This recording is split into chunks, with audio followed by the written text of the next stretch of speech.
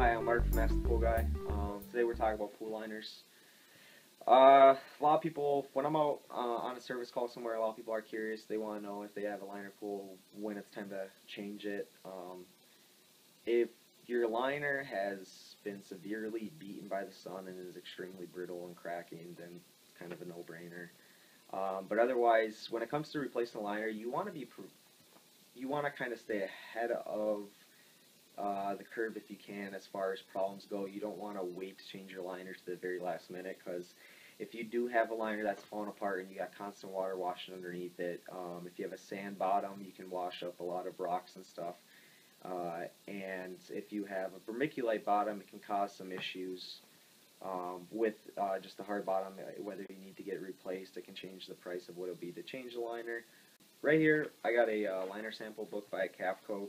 They've changed up their seams a little bit, where in the past when you have a liner you can really see the seams of the liner where they all are. Cafco has done something a little different that they call this ultra seam, which I don't know what that means, but what I do know is that it hides the seams a lot more. You can't quite see them as easily. It looks a lot nicer, blends the colors and the pattern together better. But a lot of people have asked me about, especially when I'm on a service call somewhere, they'll have an older liner and they'll ask me, how long does it typically last, or how do I know it's time to change it? If you got, obvious rips in your liner and it's brittle and just completely beaten by the sun, then, it's a good idea to change it. Otherwise, beyond that, as far as a typical lifespan of a liner, you're looking 10 to 15 years. Some, seen longer that are over 20 years old and hold up fantastic. You got other ones that I actually had a customer where we replaced the liner. He never balanced his chemistry.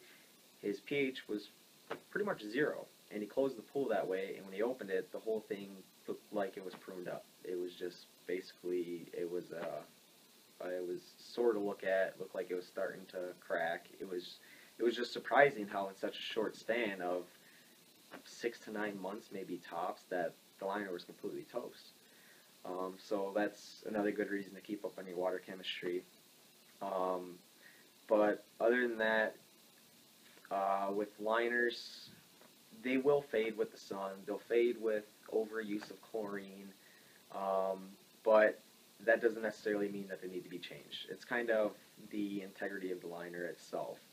It will stretch to, when you install a liner, it doesn't quite form to the pool. After you suck the air and everything out from behind it, it's kind of stretched to its max. And if you see it start to pull away from the corners and you try pulling it back, you'll notice that sometimes the bead will start to rip, and that's kind of a sign that, especially the top part of it, the bead that holds it up, is kind of toward the end of its life. It's better to change it before you absolutely need to, so you can stay ahead of any possible problems you might have as far as what underneath it might look like, depending on if you have a sand or a vermiculite bottom. But yeah, if you take care of your water, pretty much you'll get a longer life out of your liner. The thing is about a liner is it can look really nice in a book or something like this, but unless you actually see it in the water, it's just doesn't do the same. Some liner patterns, honestly, I've seen them. I'm like, oh, this looks fantastic, and then, a customer may love it, and they put it, and you fill it up with water, and you're like, not so much. But it also depends on what the surrounding of your pool is. Like a lot of pools that we do what we call a hybrid. It will be mostly vinyl liner, but it will blend into a gunite sun shelf or step, where there might be some more pastel colors, or some lighter, some browns and tans, where having a bright blue liner just doesn't make sense.